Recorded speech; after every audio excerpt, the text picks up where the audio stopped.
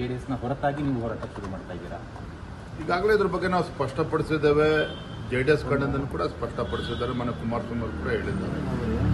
ಇದು ನಾವು ಹೋರಾಟ ಪ್ರತ್ಯೇಕವಾಗಿ ಮಾಡ್ತಾ ಇದ್ದೇವೆ ಅಂತ ಹೇಳಿದ್ರೆ ಏನೋ ವ್ಯತ್ಯಾಸಗಳು ಉಂಟಾಗಿದೆ ಅಂತಲ್ಲ. ಇದು ಭಾರತೀಯ ಜನತಾ ಪಾರ್ಟಿ ಒಂದು ರಾಷ್ಟ್ರೀಯ ಪಕ್ಷವಾಗಿ ಹೋರಾಟವನ್ನು ನಾವು ಕೈಗೆತ್ತಿಕೊಂಡಿದ್ದೇವೆ.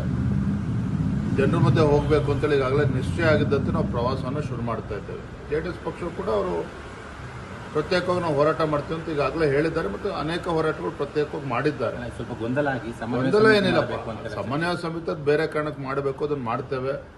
ನಾನು ಕೂಡ ಅವರ ಪಕ್ಷದ ಎಲ್ಲ ಹಿರಿಯರು ಕೂಡ ನಾನು ಮಾತನಾಡ್ತೇನೆ. ಅದು ನಾವು ಹೋರಾಟ ಪ್ರತ್ಯೇಕವಾಗಿ ಮಾಡ್ತೀವಿ ಅಂತೇಳಿ ಏನೋ BJP JDS ಪಕ್ಷ ಮಧ್ಯೆ ಏನೋ ಒಡಕುಂಟಾಗ್ಬಿಟ್ಟಿದೆ. ಇದು ಯಾವುದೂ ಕೂಡ ಸತ್ಯಕ್ಕೆ ದೂರವಾಗುತ್ತೆ. ಸರ್, ಇನ್ನು ವಿರೋಧ ಪಕ್ಷಗಳ ಹೋರಾಟಕ್ಕೆ ಆಡಳಿತ ಪಕ್ಷದವರು ಯಾರು ಕೂಡ ನಮ್ಮ ಹೋರಾಟಕ್ಕೆ ಆಡಳಿತ ಪಕ್ಷದವರು ಗೌರವ ಕೊಡಬೇಕು ಅಂತ ಹೇಳಿ ನಿರೀಕ್ಷೆ ಮಾಡ್ತಕ್ಕಂಥ ದಡ್ರು ನಾವಲ್ಲ. ಇಲ್ಲಿಯೂ ಕೂಡ ಈ ಒಂದು ಹೋರಾಟಕ್ಕೆ ಮಣಿ ಅಂತದಾಗ್ಲಿ ಅಥವಾ ಯಾವುದೇ ಒಂದು ಇದನ್ನಾಗ್ಲಿ ಹಿಂದೆ ನೋಡಿ, let me tell you one thing.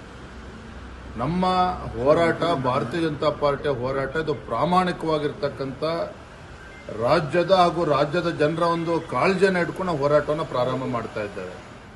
ಈಗ ಯಾವುದು ಚುನಾವಣೆಗಳಿಲ್ಲ. ಹಿಂದೆ DK ಶಿವಕುಮಾರ್ ಅವರು ಮೇಕೆದಾಟು ಪಾದಯಾತ್ರೆ ಮಾಡಿದ್ರು. ಯಾವಾಗ ಮಾಡಿದ್ರು? ವಿಧಾನಸಭಾ ಚುನಾವಣೆ ಸಂದರ್ಭದಲ್ಲಿ ಮಾಡಿದ್ರು.